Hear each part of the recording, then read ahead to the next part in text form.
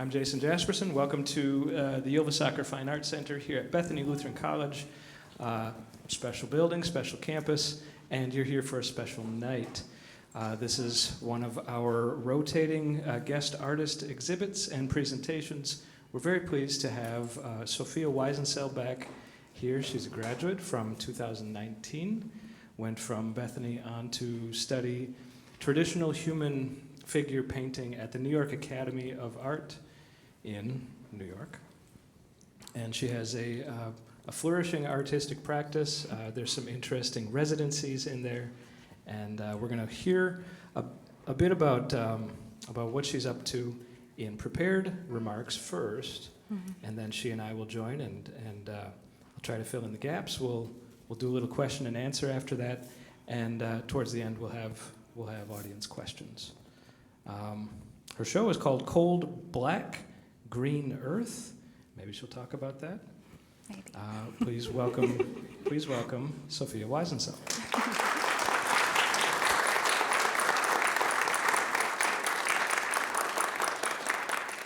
Hi everyone. Am I on? Yeah, I sound like I'm on. Okay, great.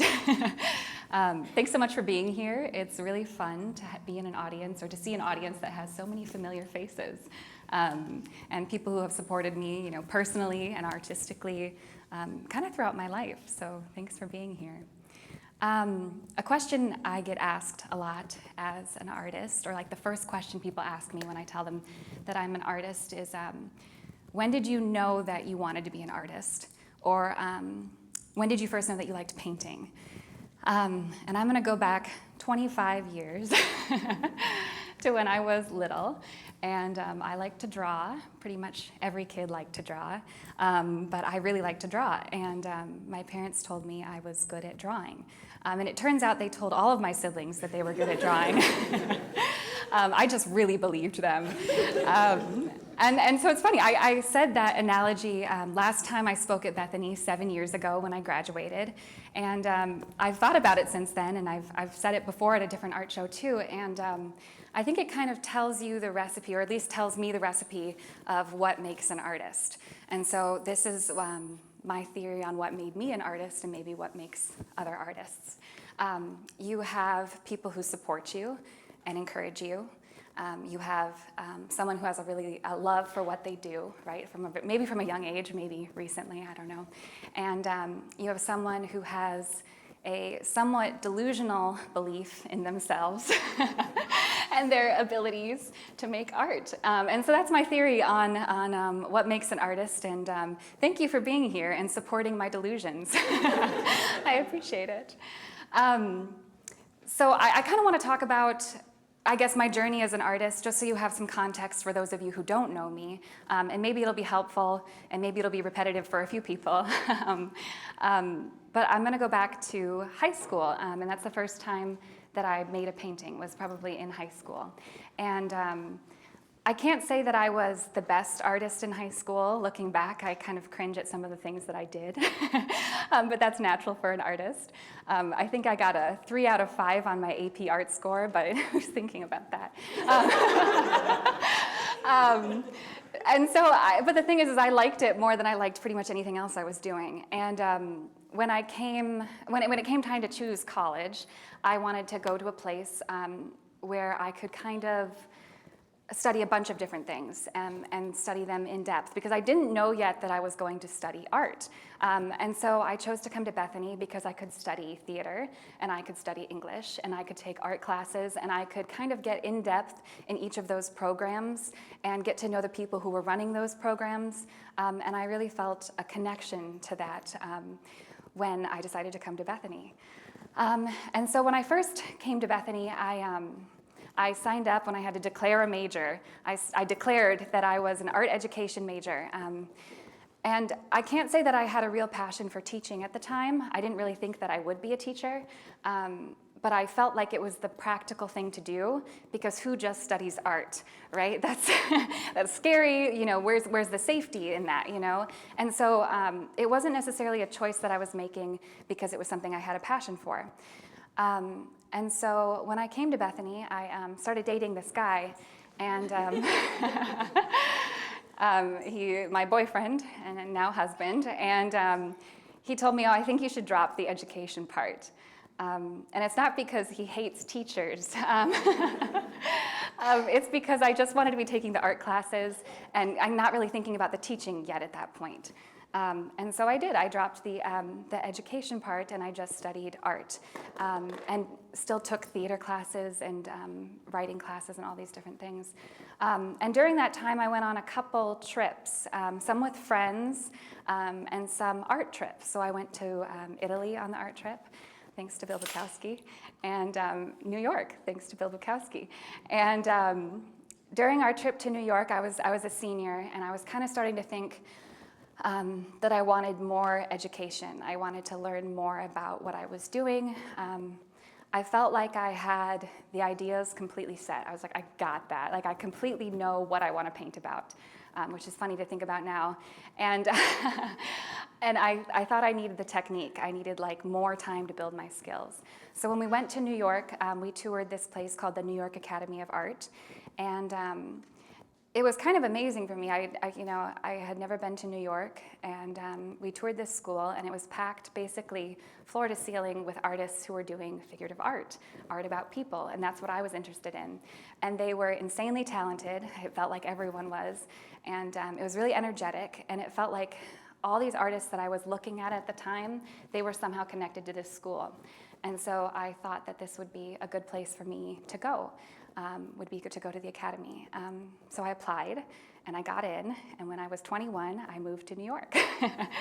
And I remember my mom and my grandma dropping me off, and I was kind of like, oh my gosh, what am I doing? Like, I remember taking the subway for the first time at night, and it was like kind of a big deal, like, what's gonna happen to me? Like, and then also, you don't have a car, how do you get groceries? Like, those are just things that I just never had to think about, because I had grown up and gone to school my whole life within the New Ulm to Mankato range, right? And so I had traveled a little bit, but I'd never lived somewhere else, and there's a big difference in that. And so I moved to New York. I was 21. I had 3 roommates. I think 2 of them worked on Wall Street, and one of them, I still don't know what he did necessarily. And we lived in Brooklyn in a 4-bedroom, 2-bathroom apartment. It was tiny. It was like, my room was smaller than this rug. I'm not kidding. And I commuted into school, and I started school in New York. And it was 45 minutes in from Brooklyn into Manhattan, where my school was.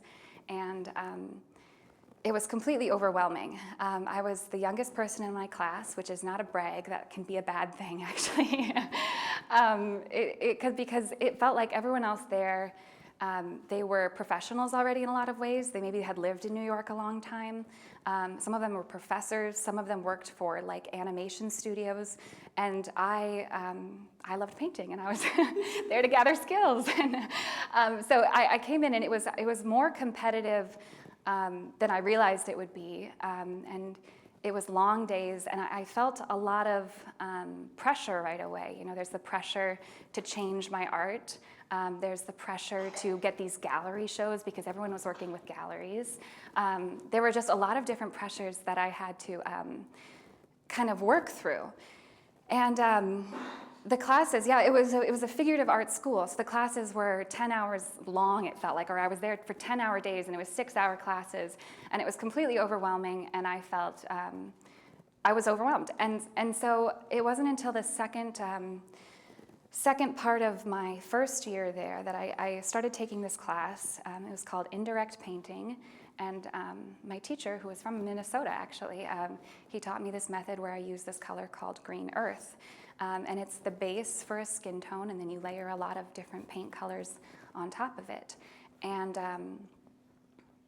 And it was kind of a breakthrough moment for me. I had never painted in that way before, and it was really exciting. And I think he was even kind of surprised that I did an okay painting. It was not going well. And so it was amazing. And so the problem is that, so I started school there in 2019. So this is spring of 2020. I'm in New York City, and I just had my painting breakthrough. And then we started hearing about the sickness that's coming, right? And it was really kind of freaky to be there at that time. And so they said, we're going to close down for 2 weeks. The school emailed and said, we're going to close down for 2 weeks. But at the time, as you all know, it kind of was like, oh, I think it's going to be more than that. Like, it felt like it was bigger than that. So I remember taking my paintbrushes and my paint onto the onto the train with a friend who lived nearby. We kind of were looking at each other like, this is surreal. And I went home to my apartment, and then I flew back to Minnesota because I feel like I kind of caught the last plane out of New York City. I mean, it really was, because then it completely shut down for months. And so it was a shock to move to New York, and it was a shock to come back because I had just started kind of getting going there. And so I was working at the farm where I grew up in rural Minnesota, and I was having my classes online throughout the spring of 2020. And that was weird because they were all in New York, and they were in a very different place than I was in rural Minnesota. And we were trying to do figure drawing online. It just, you all know, I mean, it was just surreal, right? And it was a scary time in the world. And so the school said they were going to open back up, so this is now August, and I went back as soon as I could, but it was completely different.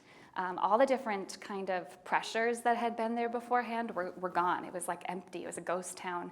And also all the opportunities that I had kind of signed up for by going there, they were also gone, right? They're kind of like, sorry, it's online now. It was a stressful time to be in the city. People were very worried and very concerned, and there's masking and there's opinions, and we're trying to learn in this environment. But the good part about it is that I really was able to slow down a little bit and kind of think about what I was learning. And I'm starting my second year, so it's just a 2-year program. And there's a midterm critique and a final critique. And at the final critique, you have the opportunity to be up for this fellowship, which is a paid-for 3rd year where you kind of get all these connections. And so I did my midterm critique, and it went really well. And I was like, awesome, okay, I think I'm in the running for this 3rd year fellowship. I might be in the running for this. And so I worked really hard. I had all these big plans, and I started all these different paintings. I got to my final critique, and they said, I think you kind of bit off more than you can chew here. Like, nothing felt fully complete with my art, and it was pretty devastating because it's a panel of all of your professors along with critics who are like in the New York art scene. And so I'm serious, that's a lot of pressure I was putting on myself, along with the pressure of just presenting my work to that audience. And I was like, oh, what do I do now, right? Like, I'm graduating, and I have student loan debt, and I'm in New York City, and I wasn't entirely sure what to do. And then I taught in New York for a summer, and then I decided to move back to the Midwest. And that was pretty strongly influenced because my boyfriend at the time, he was from South Dakota, and he was still working in South Dakota. So I moved to South Dakota, and I had an idea that I might get married. Just a feeling. And so I moved to South Dakota, and personally, we got engaged. It was an amazing time in my life personally, right? Artistically, I had never made art outside of school, and I was completely lost. It was a weird time, and I moved into this really terrible apartment that smelled like smoke, and like the police were there kind of often. It was not a good setup. And I was painting in there, and so I kept making art, but man, it was not going well. And I didn't really make that much that year. I kept trying to work because I knew I had to keep working. That was kind of my thing. It's like I committed already. I'm doing this, and I want to be doing this. So I kept working, and I don't want to. None of the paintings from that time are in this show. Let's just say that. And I applied at that time to a residency, an art residency, kind of through my school, kind of through Notre Dame, an alumni connection. It was an art residency, and it was a month in Ireland. And I applied a couple minutes before it was due. And I sent it in, and I was like, there's no way. I don't even know what's going on. And then I had gotten a job. I'd gotten a full-time job working something that I could have worked before I got my master's degree. Realistically, I didn't need my degree for it. And I got a call at the job, and they said, do you have your passport? Because if you have your passport, in a couple months, you can go to Ireland and this fully funded artist residency. And I was like, yes, I've got my passport. And I quit my job, kind of impulsively. I didn't talk to my fiance at the time about that too much, but yeah. And so we got married, and then a week later I left my new husband and I went to Ireland. And it was amazing. I mean, they took us around the countryside, but the main thing was I was there with other artists again. And so I was reconnecting with them, and I was thinking about how I could paint again. And the first painting, the oldest painting in this show, is from that residency. It's down there on the wall. It's The Boy and the Dog. It's from 2022 now. And that painting really felt like a breakthrough for me. And that color is called Cold Black, that blue-black color. It felt like a breakthrough for me. And I'm not saying you need to be in a castle in Ireland to have an artistic breakthrough, but it really helped. Like, I would recommend it because it was, and it was really helpful. And so then I came back home, and I felt kind of reinvigorated, but I was unemployed, and I still needed to make money because I wasn't making a ton of money from my art yet, and so I applied to jobs in Minneapolis and in Chicago and in New York. And my husband and I were thinking, okay, we're going to go to one of these places and just kind of see what happens. And I got a job at the Minneapolis Institute of Art working part-time at a desk as a casual employee. And we're like, okay, we're moving. Hope this works out. And so we moved, and I painted in our one-bedroom, one-bathroom apartment. It was half art studio, half living place. And I started my job at the MIA. And I'm not going to lie, we moved from Sioux Falls, South Dakota to Minneapolis. Everything was a little bit more expensive, and I was working part-time as a casual at a desk and kind of trying to figure out what we were doing. But it was really invigorating to be in Minneapolis, and it kind of started to feel like a good fit. And around that time, a friend had called me and said, I did this residency in Nantucket, and I think you should apply for it. And so I did, and I got another residency, and this is 2023, I think. And so I quit my job. I had been there for about a year, and I had done a lot of networking at the MIA. I had met with people on and off constantly. I seriously felt like I had coffee with every person at the MIA, and it wasn't going too far for me at that point. And so we went on this residency, and this time my husband could come with me, and we drove to Nantucket. And it was set up so there's like an administrative studio, and then above it was an apartment and a studio for their resident artists. And we drove there, and Nantucket is an island, so we took our car onto a ferry, and then our car and us were ferried over, and we stayed there for a month and a half. And it was beautiful. It was Nantucket's a beach town. It's really wealthy, but in the winter, which is when we went in February, it's very quiet, and it's lonely, and it's kind of mystical, I would say. While we were there, a ship from the 1800s broke apart from apparently somewhere and washed up onto the beach while we were walking. It was just beautiful. And there again, I really felt like I had the time and space and kind of the peace, and the permission to make what I wanted to make again. And so a couple pieces in this show are now from Nantucket, including the one behind you, the girl standing right there, my sister Claudia, who loves being painted. And that felt kind of like another moment where I was building on what I had kind of started in Ireland, and I was lucky enough to be able to do it further in Nantucket. And so we came home, and at that time I got a couple different teaching opportunities, which is kind of funny because I didn't think I wanted to be a teacher. And I started teaching at those places, and then I got a job, which I'm still doing, teaching at all of those places, teaching back at the MIA. My connections, all my coffee had finally paid off. And so that's kind of what we're doing now. I'm in Minneapolis. We just bought a house in Minneapolis. I'm getting comfortable with the idea of kind of being in one place, which is new to me because I liked to be not too tied down for a while. So this is new to me. And I rent a studio there now. I've had, you know, if you kind of settle in one place, you start to just slowly build these different connections that help and get to know people in the area. And that's kind of where I feel like I am now, is I'm still very much building. And that ties into this show.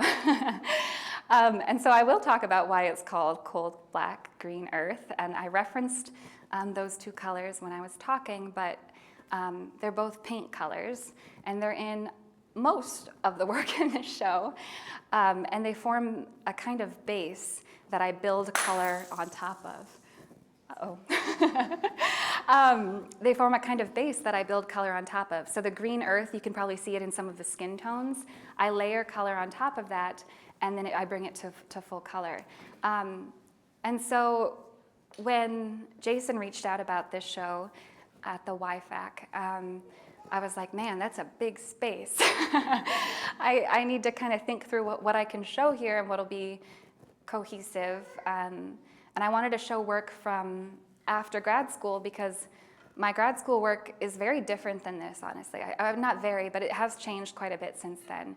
And so I was thinking, what's the common thread between this work? Because I think even though I'm starting to find my groove as an artist, I'm still shifting and I'm still very much exploring. And I still feel like a young artist, even though I'm getting older now, probably.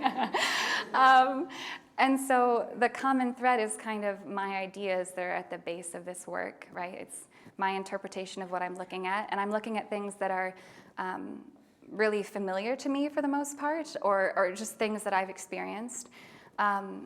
And then also with naming it Cold Black Green Earth, they form the base for a lot of these paintings, most of these paintings.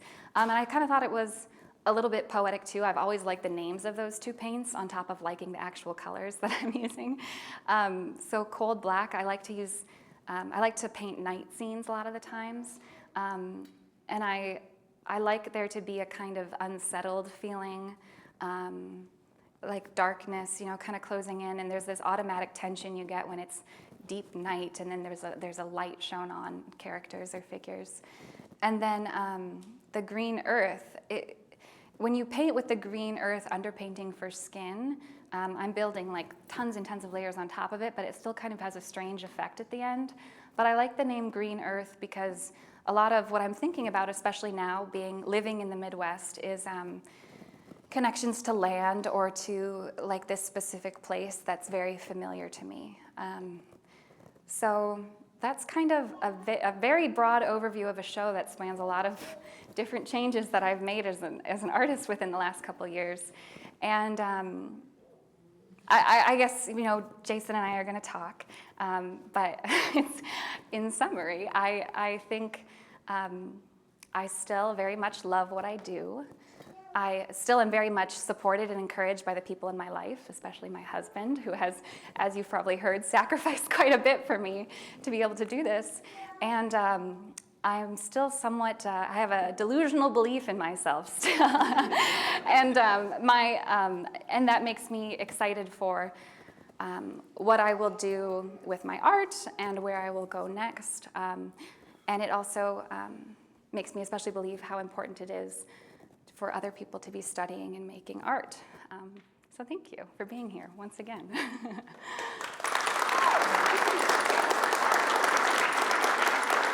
Put you right here. Sure.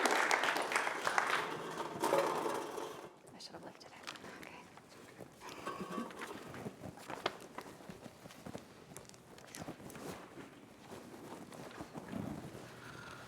Okay.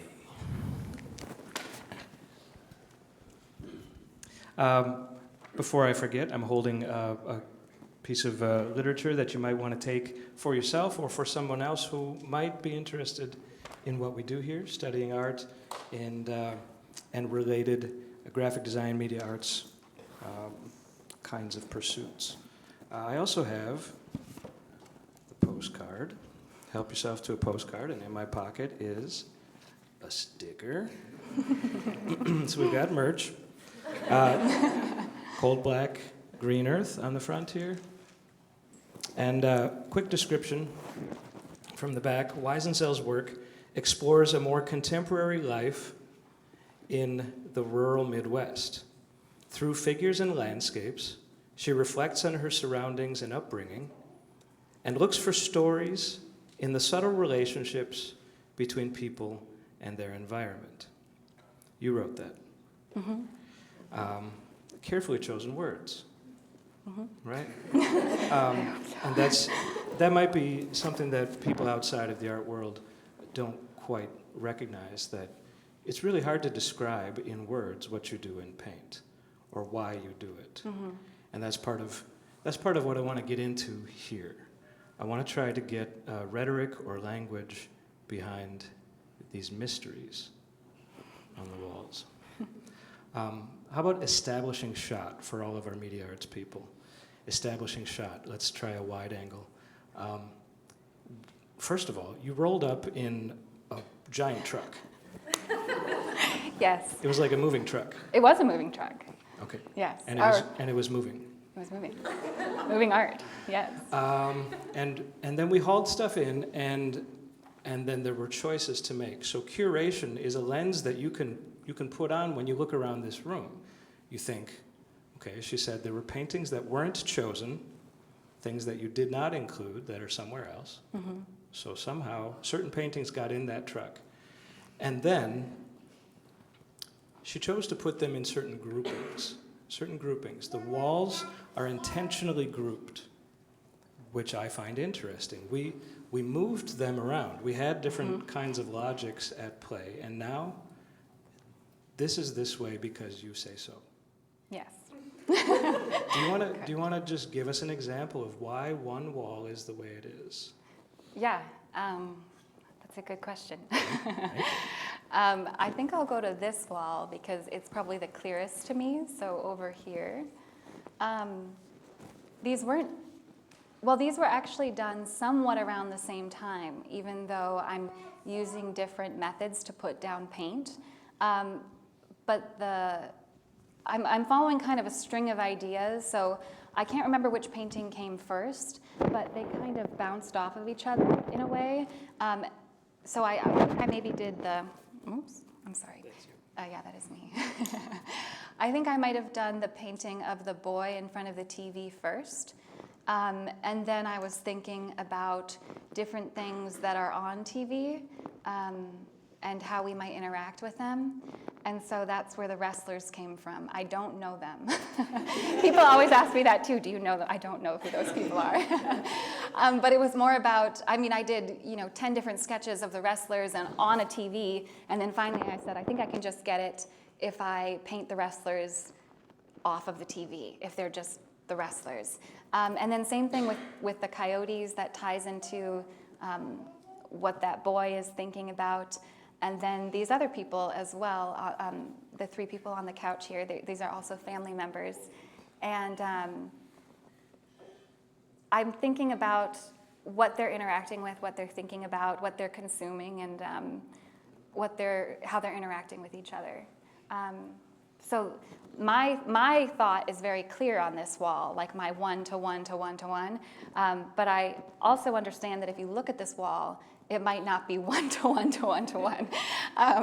So that's interesting to me because I don't think about my audience all the time. I think about what I want, and then I hope that the audience can follow along with me or follow a train of ideas that I'm sharing.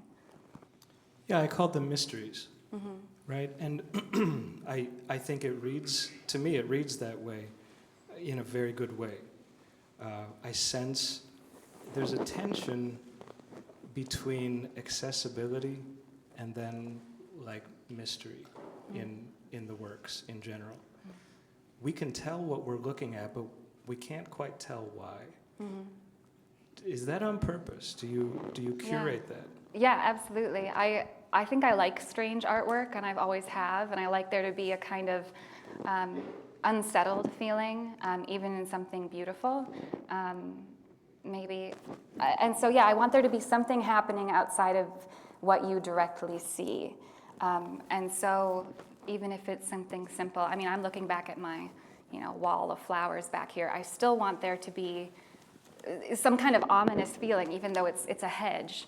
So yes, that is on purpose. I don't know what it is until I find it. So when I'm looking for images, I sometimes take them. Once in a while I've been given some images. Sometimes I search for them. I don't know what it is until I find it, and I think that's kind of that's what I'm going for. I want there to be something happening outside of what you logically see. I was going to ask you about reference images. Yeah. How that works. So the question that I had in mind was, are you taking photos for the sake of the paintings, or are you scouring your photos that already exist to find paintings? And I think what you just said is Both. yeah, different things happen. Different things happen. Yeah, absolutely. Yeah, I think it's both. I think when I was painting here at Bethany, I was very much, I was taking photography with Denise, and I was very much interested in light, which I still am, and I was interested in kind of setting up these like magical realism scenes, and I didn't want them to be in any time or place, and I wanted them to be really surreal. And so at that time, I was very much setting up images. And then as I got into grad school, I started painting family members. That started to shift a little bit, and especially now, I mean, I've set up some of these images and I've taken the photos, and sometimes people say, oh, is the photo enough? And it's like, not my photos. Like, you wouldn't want to look at those. Some of these are combined 5 photos together to get this effect that I want. So, and then, yeah, now lately, so the chest on the wall, people are curious about that one. And, and the boys over there, those were kind of unique, and I think it's a cool story. So someone who was with me on a residency in Ireland, she sent me these photos like a year later, and she said, I found these. I think they're of my grandpa. It's like vintage-y looking. It's kind of grainy photography. And she said, I thought you might want to use these. And I have never done anything like that before, like just like this kind of found image that someone shared with me. And so I moved the people around in the photos that she gave me, but I did end up painting like 3 or 4 of the photos that she sent me.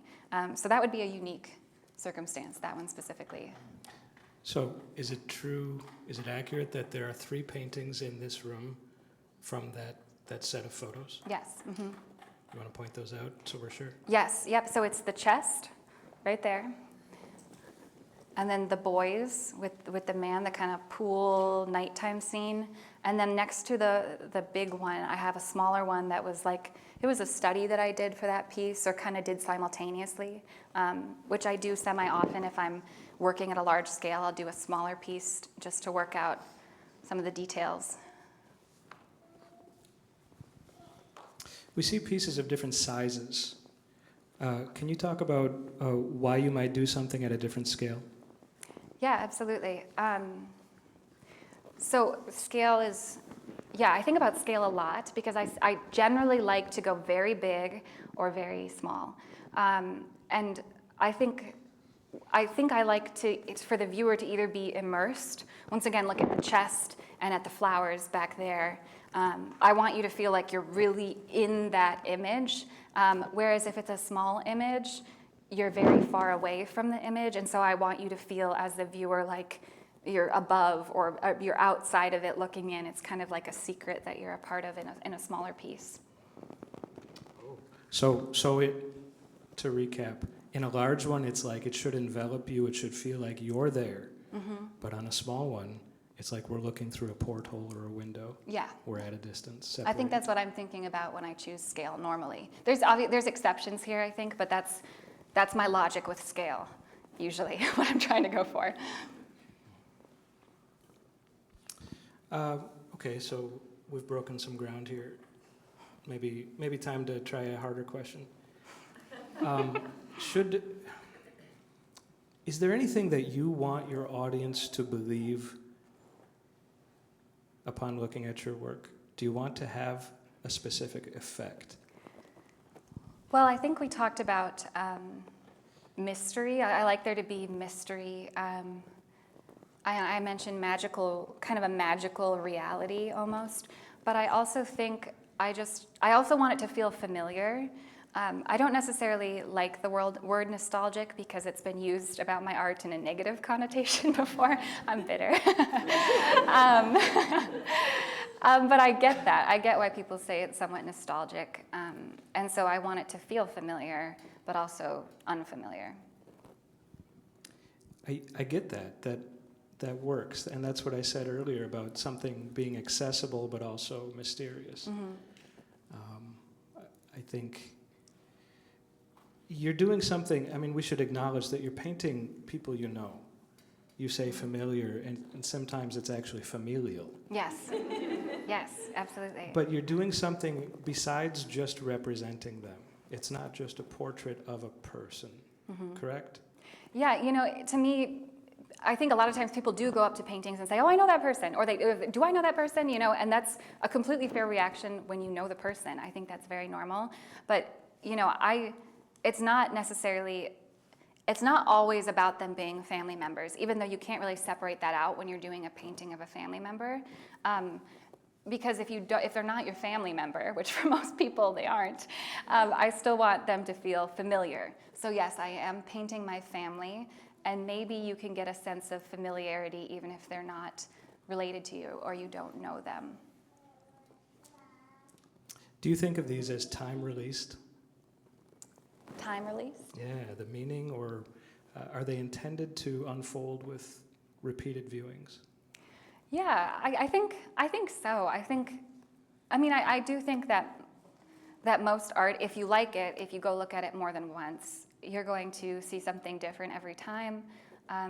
So I think, yes, I think so. But I hope that there's more that people can find if they look at it for a longer period of time, or they come back to it, they see something else they haven't seen before. Tell us more about Mike. He's shaking his head. What's his, so specifically in the realm of your artistic practice? We talked a little bit about that at installation. Yeah. What's his role? Yeah, so, like I said, he's always very much encouraged me and been excited about my art. And so this is gonna sound maybe smaller than it is, but he's like my number one cheerleader, really, which is huge as an artist. Because sometimes it's just you and the painting, and it's like, oh man, I don't know how this is gonna end. So I think that's probably like the most important role that he has for me. And on top of that, he's told me before he actually likes my work. I don't know how subjective he can be, but or objective, but yeah. So I think that he's helped me with administrative things because I am not an art administrator. I'm an artist, and so I'm not good at that necessarily. And he'll keep track of them for me. He'll document them. And he'll help me move them from a big van. So that's always great, too. Right, I witnessed that. And we did not have to jumpstart the truck. We did not. Phew. It was very cold. Let's go back to the idea of commitment and delusion. I've been talking with students lately, in the past week specifically. It's been a topic on my mind that if you're going to do this, it's not necessarily about your talent or lack thereof. I think there's a secret sauce. There's an internal commitment that changes the outcome. Yeah, I completely believe that because I think it was before I went to New York. Andy Overn, who is here, hi Andy, he said something in a class, and I still think about it, which is he said something like, sorry if I misquote you, Andy. You may not always be the most talented. You probably won't be the most talented person there, and you might not be the smartest person there, but you can work the hardest. And so I think about that all the time because it's kind of something you can fall back on. And this is an unromantic view of painting. Sometimes I think about it like working out, which is like, oh, I have to do this thing because it's good for me to do it. And then afterward, I'm like, okay, yeah, that probably helped me, and that was probably good for me to do.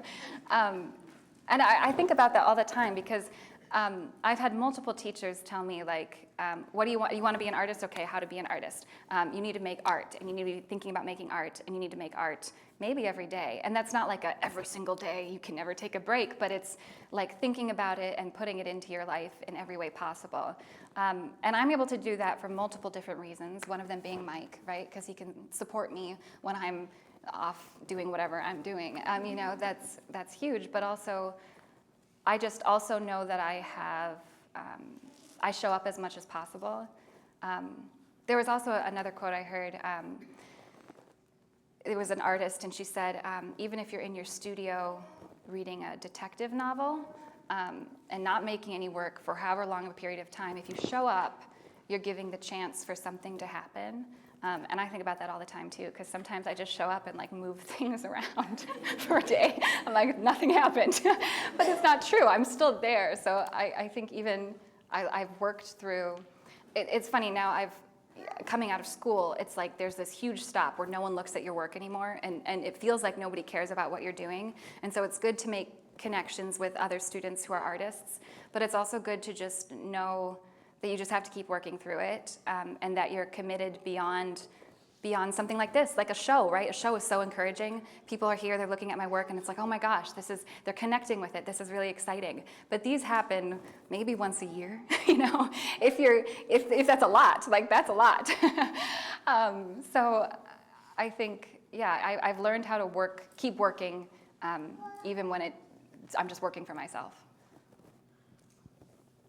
We've learned the mantra that the vocation of the artist is to be in the studio.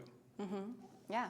Even if you're reading a detective novel or moving stuff around. Yeah. Showing up. It's like working out. Showing up is really the big threshold. Yeah, absolutely. Arrive. Yeah, arrive. And then, okay, it's like with so many things, it's the dedication. Yeah. Mm-hmm. I've got your price list here. Yeah. Would you be interested in giving a clue to artists or others about how pricing happens for you? Yeah, absolutely. So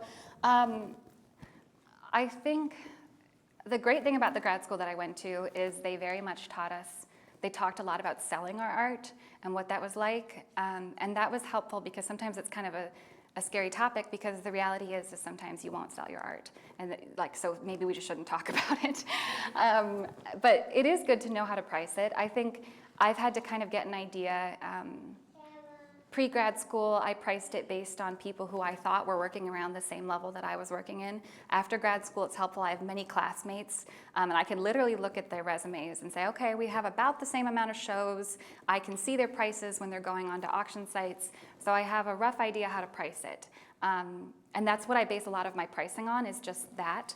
On top of that, there's also scale and time, but you can't really price by time as an artist, because some things are fast, but they've taken me years to get there, right? So, so it's mainly looking at market prices, who I think is a comparable artist to me, maybe working in the same area, and then, scale is a lot of it as well.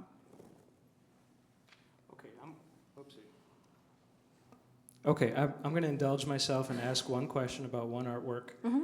And then we'll go out to the audience. Can you please resolve magnificent, magnificent for me? Oh, resolve it? Yeah, what is happening? So that's the lady with her mouth open back there. Yeah, so this is going to ruin the mystery. No, I'm kidding. I'm totally happy to talk about it. So it's funny. It's a wrestling painting. And so I was looking at what people are watching on TV. What? And you should see the studies I did for this one, because I started same way, big scene. It's a woman screaming. She's wearing like crazy wrestling. I think it's like not like WWE clothing. It's not what you thought.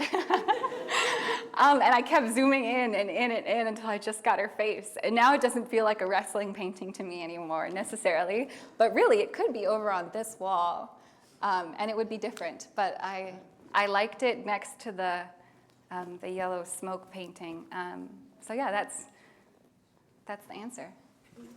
Okay, I have piles of questions, and I will show restraint.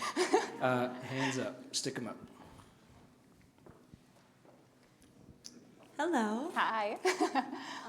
I just wanted to make a comment about the show and then ask for your personal opinion. Just as a painter, I feel like if you have a work that's interesting or it's really well done compositionally, rendering-wise, you're happy to hit one of those categories. At least I am. To see like a whole show of work that hits both is such a delight. It's so, everything is so interesting. A lot of them feel like movies, like what you were talking about earlier. And for someone, especially who suffers with a very short attention span, I want to sit and look at your work for hours and hours and hours. And you get something new every time. So, Thank you. especially even with the small ones too, they're just as impactful as the big ones. And so, not entirely sure how you did that other than extreme talent and crazy work ethic. Thanks. So to the question, I was hoping you might be able to share with the student body. You get lots of advice, especially as a young artist, as to what you should do or how you should move with your work and what specific studio practices you should have, which you touched on earlier. I was wondering if you would feel comfortable sharing the single least helpful piece of information that either a peer or a teacher shared with you throughout your journey. And obviously you don't have to name names. Gosh, I'm freezing a little bit. What I will say is I'm going to give not an exact answer because I can't say exactly what the worst advice necessarily specifically is, but I can tell you, as you know, if you go through a bunch of different critiques, like all the time critiques, I really had to learn when people were just making things up when they looked at my art, like teachers. And I've been helped by so many teachers, but once in a while, and this is in grad school, by the way, this is not Bethany teachers, amazing, and I mean that. But in grad school, there's all these different people, and it also was kind of like a show sometimes, it felt like, and I was kind of just caught in the middle of it. And so I really had to learn when to look at my work and say, I think they're wrong. And that was a challenge, right? Just kind of looking and saying, okay, no, I'm gonna stick to what I want to do. So someone told me to add an extra pair of legs in a painting. I shouldn't have done it. So that's like the worst piece of advice that I listened to. I'm curious if you still have another show going currently at the same time. Do you still have one at MSP? Yes, I do. I have think one. you should tell everybody about that and how you Yeah. actually got it. Oh yeah, absolutely. Yeah, so I've got a couple paintings hanging up at the airport right now, and they've been up there since March. And I had an open studio event, and the person who runs the program at MSP came into my studio and said, I think you should apply. And so I did, and they pay you money, and you get to hang your work in there for a year, which is kind of fun. And it's been fun, too, because I have my Instagram there, and I've been connecting with people coming through the airport from around the world. And so it's fun. I mean, like I said, art shows give me a chance to connect with people, and sometimes I have none, and sometimes I've got a couple in a row through my school, or I've been able to kind of bounce around with that. So it's fun. Are those in the Seagate, the C area? I can't remember. E4. E4. His roll. E4. E4. Here we go. E4, and they're coming down in less than a month. So go fly somewhere, I guess. Question from the upper deck. Hey, babe. Hi. Hey. We've talked a lot about audience perception, and it's so fascinating and wonderful to see the amalgamation of your voice, coming out in this show. But I was wondering if you could identify some technical goals that you have for yourself, maybe a short-term and/or a long-term technical goal at this stage. Yeah, absolutely. So it's funny, I maybe mentioned this when I was talking earlier, when I went to the grad school that I went to, because I wanted to get the technique, and I thought I got the ideas down. And in reality, you kind of have to have both, and I still think, now I think the ideas feel harder sometimes, like what am I going to paint? Technical goal, though, in this show, I think I'm experimenting with multiple ways of putting down paint. And I'm trying to kind of hone in a way that will work for me more consistently. I don't want to worry about audience too much, but I do want, I'm interested in tying together different methods. And so some of my paintings, they're really bare, they don't have a lot of paint on them, and some of them have like quite a bit of paint. And so I'm trying to kind of find maybe an in-between and what that looks like. And I'm not putting too much pressure on myself, because if I don't figure it out, that's fine. I'm just curious, like combining these two different things that I'm doing, which is a very thin paint and then like lots of layers thick on top of each other. Yeah, so I'm thinking about that, but I don't know what will happen. Question from the piano zone. Yes. Yes, I noticed that a lot of the paintings that you have here are fairly monochromatic. I was, well, I suppose more curious from a personal level. Have you ever considered trying to paint an image in negative color? And I suppose more accurately, if you were to recreate one of the paintings that you have on display right now, but in negative colors, like brights become blues, such, which painting would you choose for that? Yeah, so let's see. So you're thinking like color flipped? I might not understand this. Like color flipped. Okay, yeah. Let's see. Some of these, the black and white ones, started and they were supposed to be full color, and then I just left them at that first stage. But maybe, once again, this one of the girls standing back here, I'd be curious to kind of flip the color on that one and see what happens, because it's like this light's very strong, so it might kind of have a strange effect, I think. Thanks. Hi, welcome. One of the things that happens when you're painting is conceptually ambiguous, shall we say, is that some people will look at it and they will put whatever meaning on that painting that they bring to it. And I'm wondering, how do you feel about that? Is that something that you invite and you think that's fun, or is that something that frustrates you? Sometimes, well, no, actually, I find it interesting. I had someone come into my studio and they're like, "Oh, you must watch a lot of like true crime things," and I was like, "Oh, I'm sure." I don't know how you're getting that. And then they're like, "Yeah," and it's like a ghost, and there's like a murder, and I was like, "Whoa, whoa." All right. So I can't really control what other people think at some point. At the same time, it is nice when people come through and they see the work, and I get a couple, like a consistent series of people saying similar things about it, because then it feels like, oh, okay, if that's close to what I was trying to get across, and that's what they're saying, that's maybe when my audience is really helpful, because it's like, that's working in the way that I thought it would work, versus in this kind of surprise, oh, okay. So I don't get too worried about it, but for a long time, really up until the work that's in this show, I thought that I didn't want anything to be in a specific time or place, so I wanted it to be ultra ambiguous, just it's in a nowhere zone, because I thought that meant that it would be timeless, and I was really worried about that. So like even clothing, I was like, it should be no clothing. And then I started to think, okay, I live now, so if it's set in this time, that's fine, and I'm actually interested in that now. So I'm almost going the other way, like with some of these, like the TV images, I'm like, okay, what happens if I'm super set in this time? Yeah. I got the mic now. So I gotta say that when I'm looking at this, I feel like this is like painting as a way of seeing.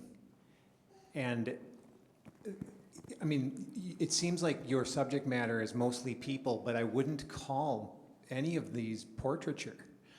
And there's a lot of really but it all looks really familiar. It looks like stuff I've, like if I let my dog out at night, or the glowing eyes, and or that people are standing on a porch and it seems like it's underlit, and yet. And I love your explanation of the wrestler lady.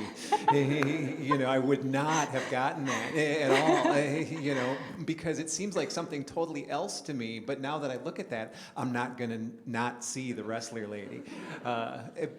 And so I I would love for you to talk a little bit more about your eye.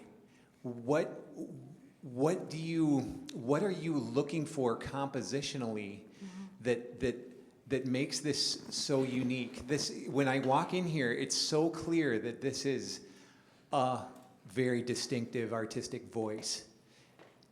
What is the voice, and what are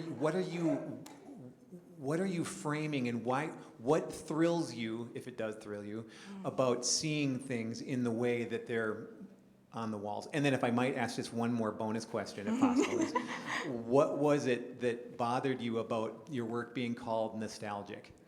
Oh, yeah, okay. So, okay, I'm going to start with the images. So, I don't necessarily know what I'm looking for. It's things that I'm just out in the world and I see things and I'm like, that's it, that's the painting. And so it's more of a feeling where I see something and I say, oh, I see that will be my next painting.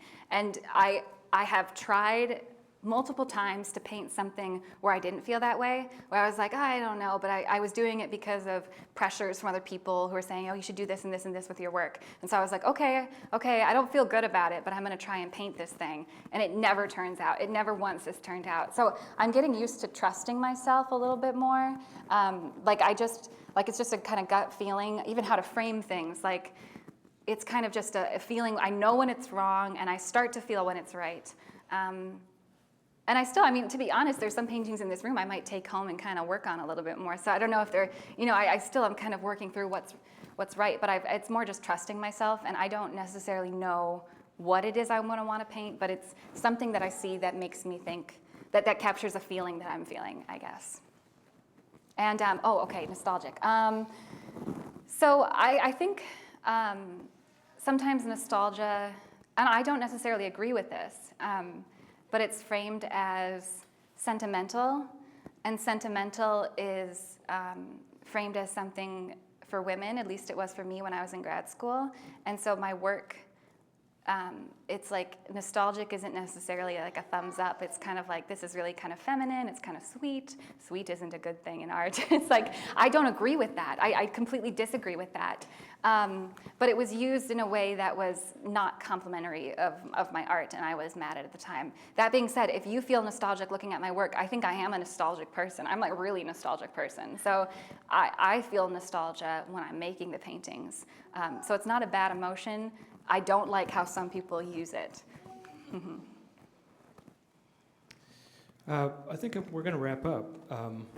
I'm going to encourage you to look at the paint. Get close to the paint. Remember that she has the photos. She could have hung up the photos, but chose to make paintings. And that's an important choice not to forget. Thank you for being here, and let's give Sophia a round of applause.